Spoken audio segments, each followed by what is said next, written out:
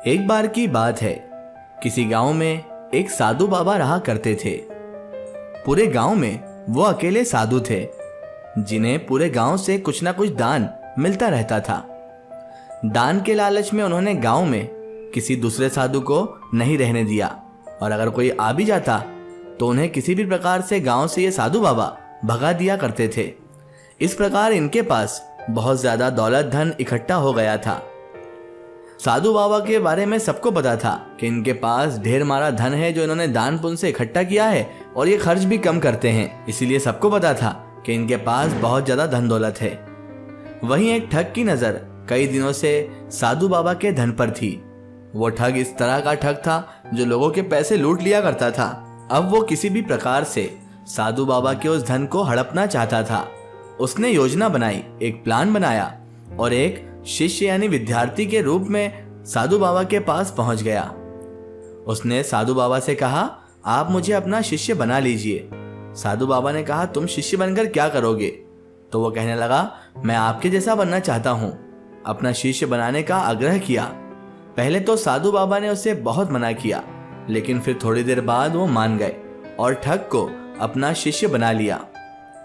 वो ठग आदमी साधु के साथ मंदिर में रहने लगा और साधु की सेवा के साथ साथ मंदिर की देखभाल भी करने लगा। उसे देखकर कोई जज भी नहीं कर सकता था, कोई सोच भी नहीं सकता था कि ये एक बहुत ही फ्रॉड आदमी है, ठग है। ठग की सेवा से साधु बहुत ज़्यादा खुश हो गए, लेकिन फिर भी वो ठग पर पूरी तरह विश्वास नहीं कर पाए थे। उन्हें हमेशा डर रहता था अपने धन के चोरी होने का या अपने धन के किसी द्वारा लूट ले जाने का। वो अपने धन को बड़ा छुपा छुपा कर रखते थे और हर जगह अपने साथ ही लेकर चले जाया करते थे, क्योंकि उन्हें ना ही किसी और पे भरोसा था और ना ही अपने धन को खोना चाहते थे। इसीलिए हर जगह वो एक पोटली बनाकर अपने धन को लटकाए घुमा करते थे। एक दिन साधु बाबा को किसी दूसरे गांव से निमंत्रण आया और वो अपने शिष्य को साथ ले जाने के लिए तैयार हो गए।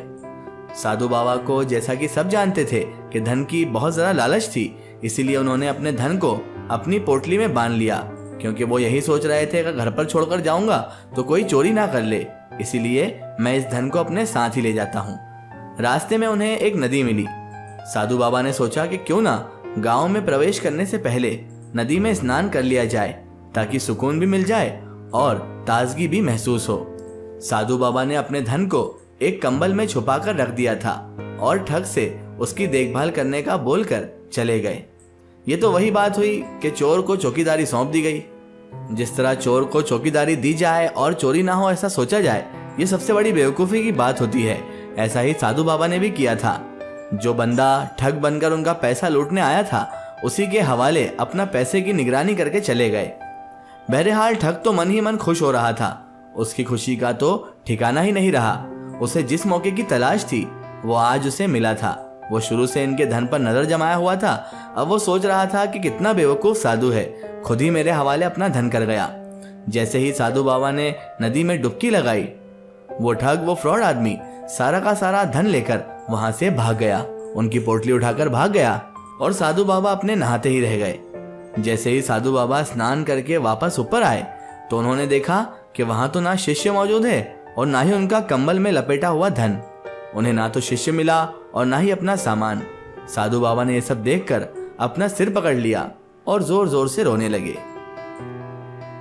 तो दोस्तों, हमें इस कहानी से यही सीख मिलती है कि कभी भी लालच नहीं करना चाहिए और ना ही किसी की चिकनी चुपड़ी बातों पर विश्वास करना चाहिए। धन का लालच एक दिन हमें दुखी जरूर करता है, इसीलिए ज्यादा लालच करना बहुत बुरी बात है और हमें हर आदमी पर आंख बंद करके विश्वास भी नहीं करना चाहिए।